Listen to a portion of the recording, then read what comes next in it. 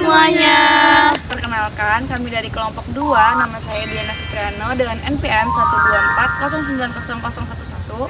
Perkenalkan, nama saya Atika Yunisa dengan NPM 124090075. Halo, perkenalkan nama saya Siswi Nasari dengan NPM 124090059. Halo, perkenalkan nama saya Nabila Putri Maulana dengan NPM 124090107. Kalian pernah dengar gak sih apa itu karya ilmiah? Yuk kita bahas! Teman-teman, kalian pernah dengar gak istilah karya ilmiah?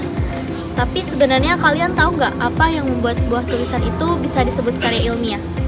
Apakah semua artikel panjang yang ada di internet otomatis menjadi karya ilmiah? Dan mengapa kita harus mengenal karakteristiknya? Yuk kita bahas bersama di video ini. Jadi, karya tulis ilmiah merupakan produk dari aktivitas ilmiah seperti penelitian, pengamatan, dan penyelidikan yang membahas suatu isu dengan cara yang terstruktur. Karya tulis ilmiah juga harus dapat dipertanggungjawabkan berdasarkan fakta dan bersifat objektif, menggunakan bahasa yang sesuai dan benar, juga mengikuti pedoman penulisan yang telah disetujui oleh komunitas ilmiah. Lalu, apa aja sih tujuan dari penulisan karya ilmiah? Secara keseluruhan, tujuan penulisan karya ilmiah dibagi menjadi 3 aspek, yaitu yang pertama, menjawab 3 pertanyaan keilmuan, yaitu apa, mengapa, dan bagaimana. Yang kedua, karya tulis ilmiah menjadi sarana komunitas penulis untuk menyampaikan temuan baru kepada komunitas, keilmuan yang dapat dibuktikan secara objektif, jujur, dan empiris. Yang ketiga, yaitu bagi mahasiswa karya tulis ilmiah ini bertujuan untuk melatih keterjemahan analisis serta memenuhi syarat lulusan studi seperti skripsi atau revisi PGJ sendiri disebut sebagai kitab.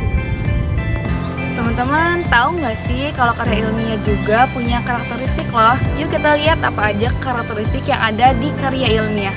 Yang pertama yaitu objektif, menyajikan fakta secara apa adanya berdasarkan data nyata, bukan berdasarkan emosi, perasaan, atau opini subjektif penulisnya. Kedua yaitu empiris dan rasional, melalui proses berpikir yang logis, adanya sebab dan akibat, dan dapat dibuktikan kebenarannya secara nyata atau melalui pengujian lapangan. Yang ketiga yaitu sistematis, ditulis secara berurutan dan runtut mengikuti aturan dan metodologi penulisan yang baku dan disepakati oleh akademisi. Yang keempat yaitu cermat dan jujur, ditulis secara tepat guna menghindari kekeliruan serta wajib mencantumkan sumber rujukan secara jelas untuk menghindari plagiarisme. Kelima yaitu denotatif atau tunggal makna, menggunakan bahasa yang lugas, efektif, dan baku sesuai EYD sehingga tidak menimbulkan makna ganda atau salah tafsir bagi pembaca.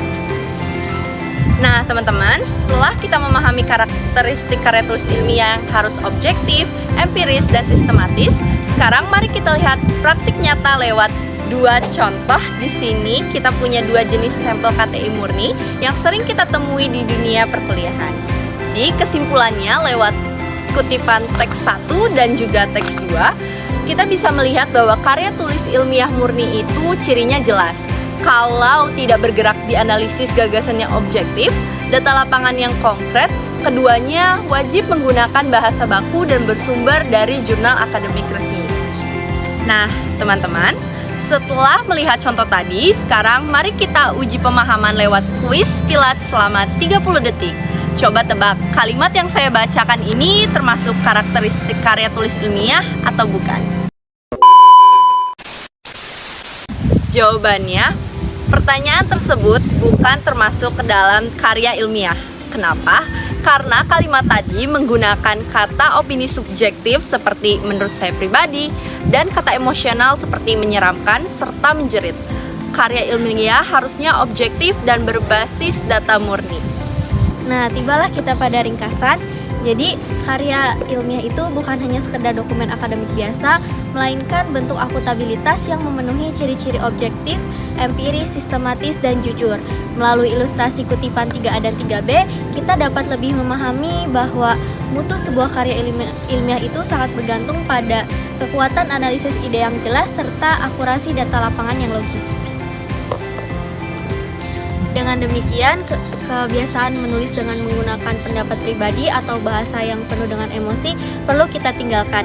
Kita perlu lebih berhati-hati dalam menerapkan aturan teknis yang tepat, mulai dari cara melakukan kutipan dengan jujur hingga hal-hal kecil seperti ketepatan dalam penggunaan kaidah penulisan atau EYD, ejaan yang disempurnakan dalam setiap tugas kuliah yang kita buat.